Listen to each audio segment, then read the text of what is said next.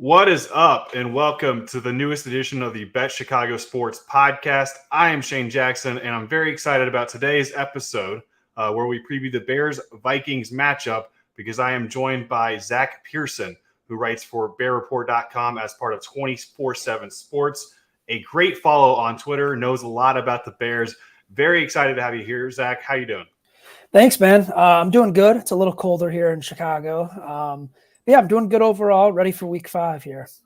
Yeah, for those who don't know, I obviously live out here in Vegas, so a lot warmer out here. Yeah. But this is about the best time of the year. It's starting to trend in the right direction, and suddenly it's like 70, 80 degrees on a consistent basis. So this is the best time to live in Vegas, I think. Do you guys like wear coats out there when it's like 60 and stuff like that? Like, I don't. I came from Kansas, so Midwest. Okay. I'm used to kind of a lot colder temperatures, and so I am not as much of a wimp as maybe some of the Vegas residents that are out here. But I don't know. If I'm here any longer, maybe I will be a bit of a baby. No, I asked because I've heard that. Like, I was in Arizona over the summer, and like I was talking to someone, they're like, yeah, when it gets a little to like 65, 70 rarely, like they're like, yeah, we have sweaters and coats. I'm like, man, I'm still in shorts sometimes. Well, you know where it is cold all the time, it feels like, other than the summer. It's Minneapolis, where the Bears are going to play the Vikings in this NFL Week 5 matchup. Vikings 3-1, Bears 2-2. And the same premise for this Friday show really is to get someone who knows the Bears, who's able to provide analysis on the Bears. And then from that, we decide what is the best bet of this game. I've already placed a couple bets. We'll get to that in the end and see if I'm crazy or not. But let's start with kind of this matchup and the Bears in particular on their side of things.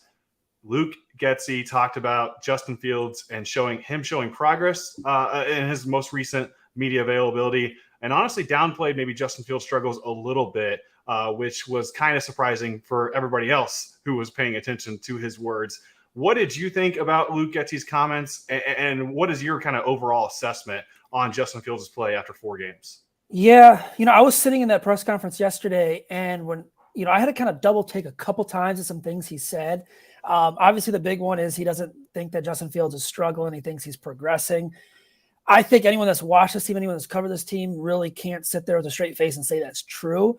I do think Justin Fields did get a little better in the Giants game, or has shown signs of getting better. But overall, it's just been a struggle. And I don't think it's all on Justin Fields. I think, the offensive line struggling to pass block.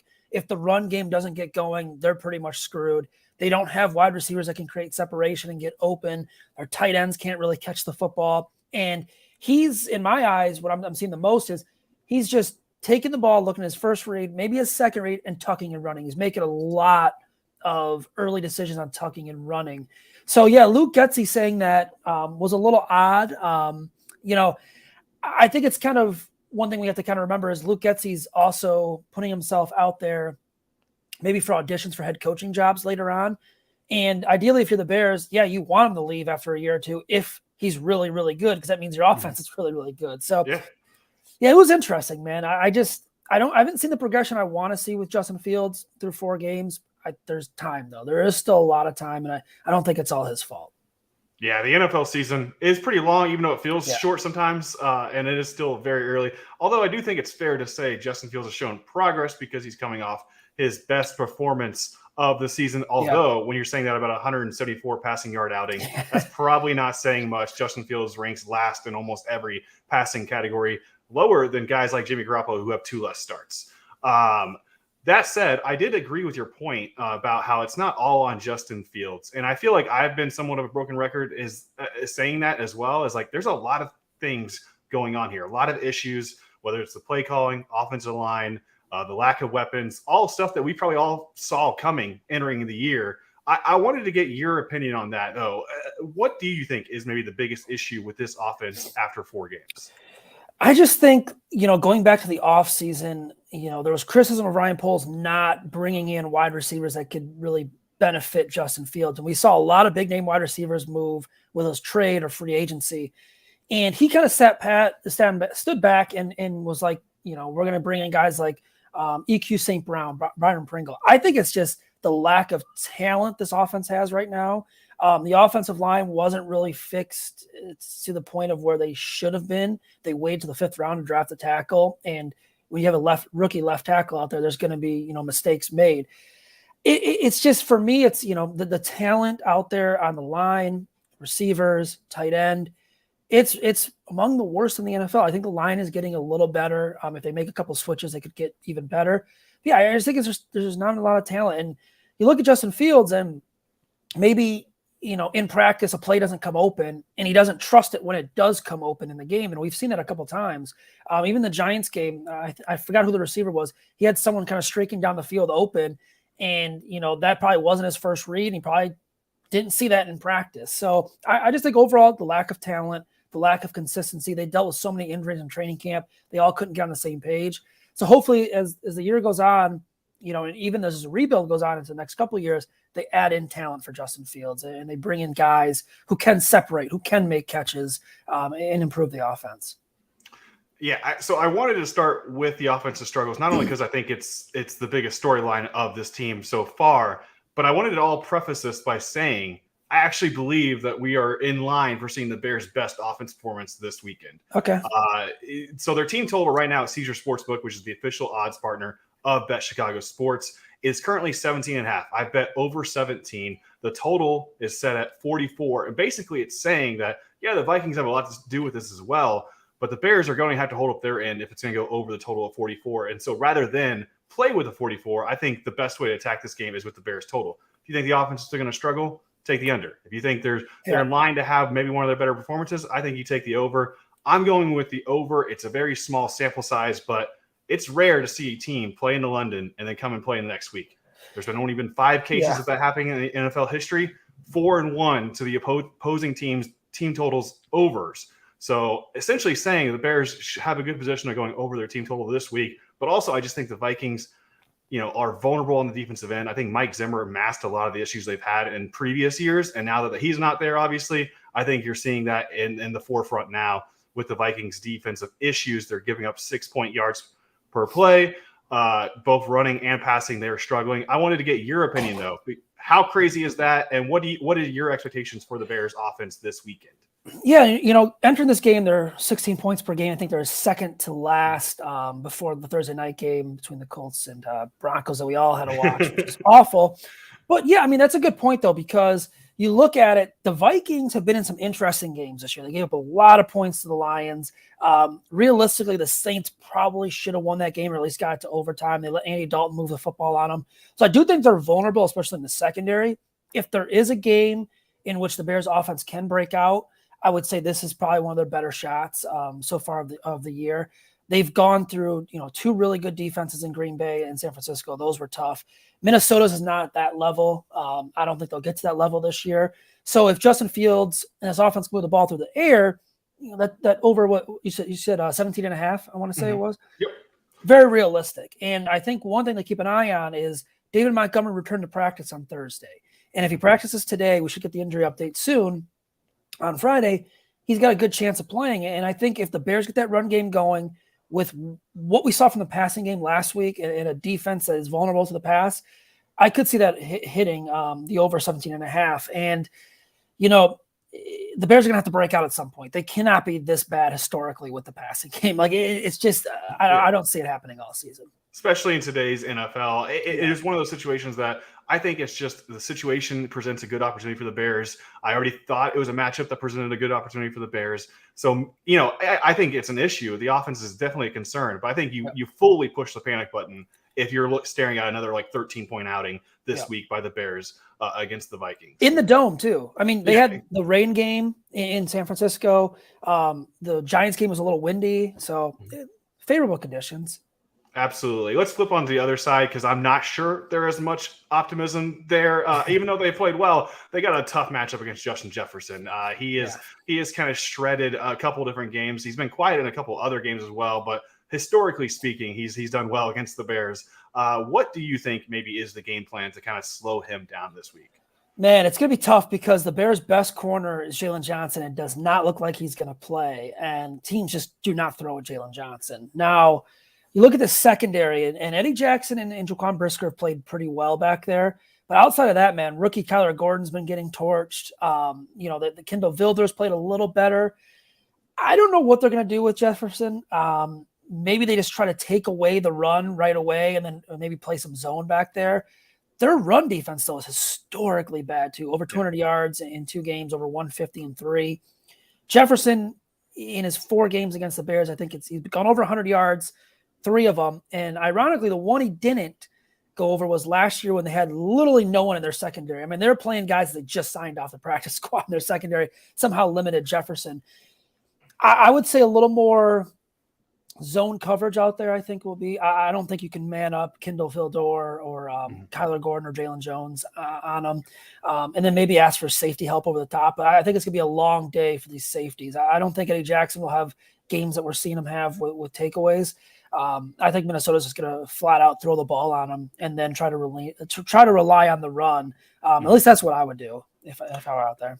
What's even more concerning is I think one of the things that Kevin O'Connell has provided since coming here is he's very creative offensively in moving Justin Jefferson around. So if you are going to try to play man, they might move Justin Jefferson around on the line of scrimmage and say, "Hey, where's Kyler Gordon at? We're gonna look over his side and figure out that way." I think that is the concerning part in terms of the Justin Jefferson matchup. But I liked what you mentioned about the run defense and how it has been historically bad.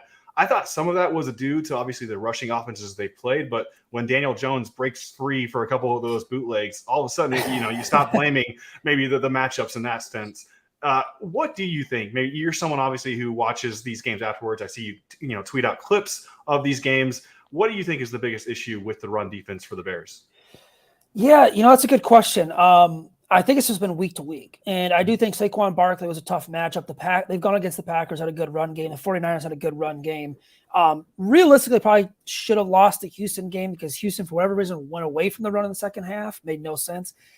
It's pretty much everything. The secondary has been fine, but when you look at last week and you have Daniel Jones and the play fakes and the boot action, and the Bears are biting every single time, and he's just rolling out for 20, 30 yards.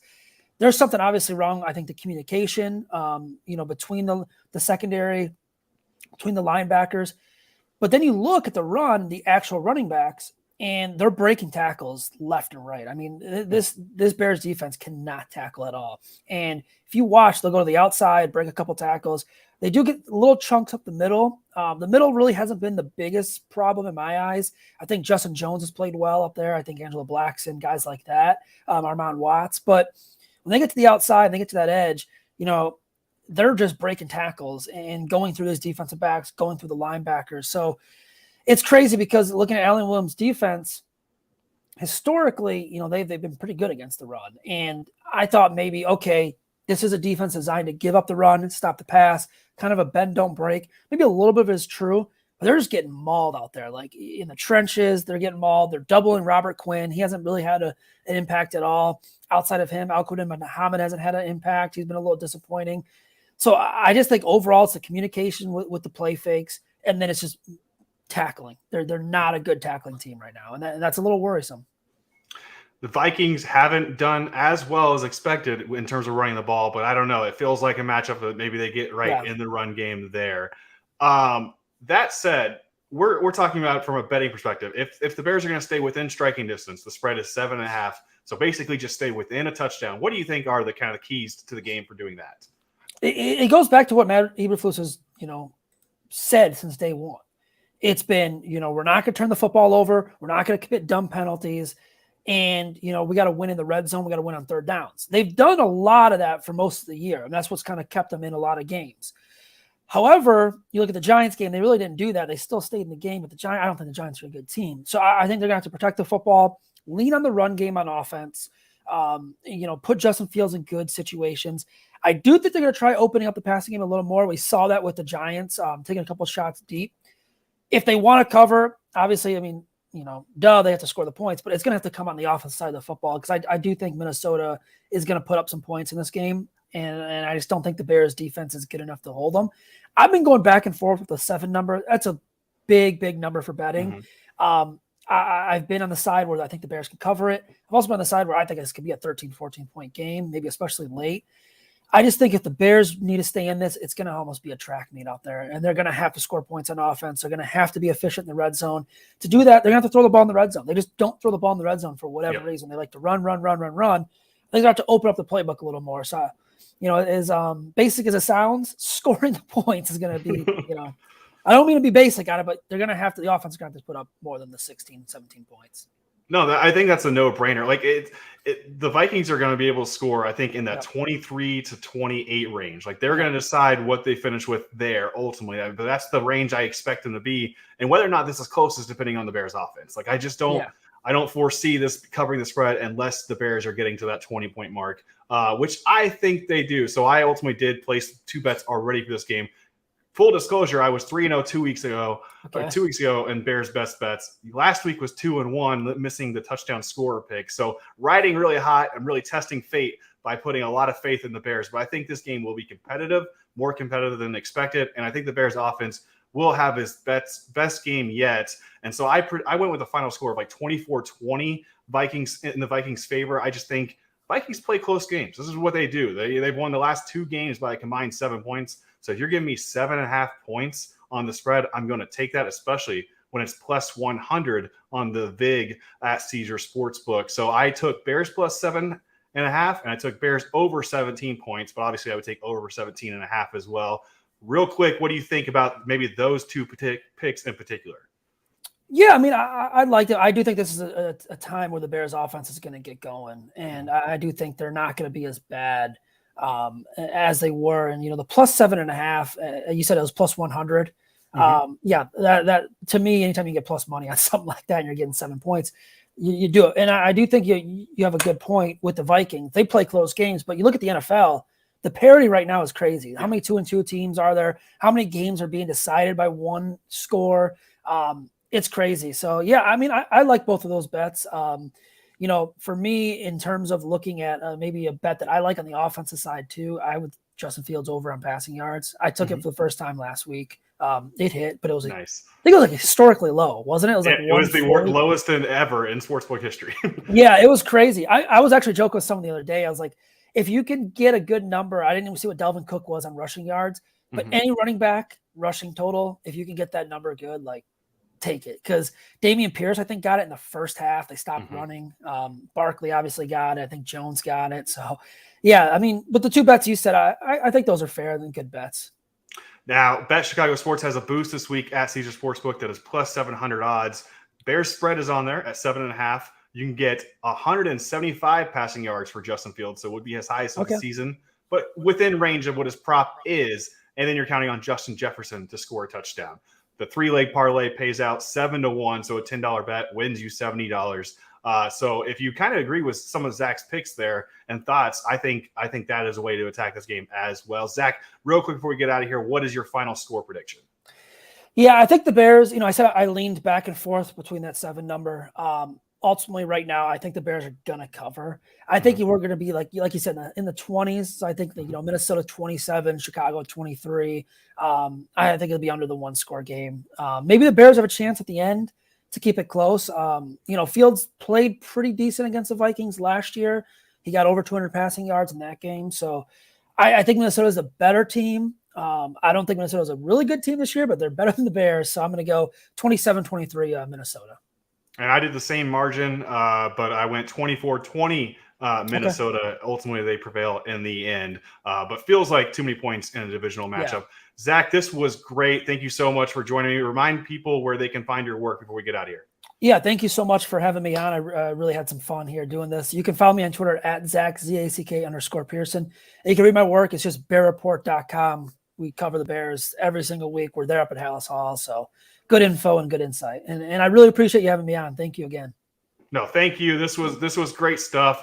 He is Zach Pearson. I am Shane Jackson. Thank you so much for listening to the Bet Chicago Sports Podcast. I'll be back Monday to recap the action and hopefully a more competitive game than expected in that Bears-Viking matchup on Sunday. See you on Monday.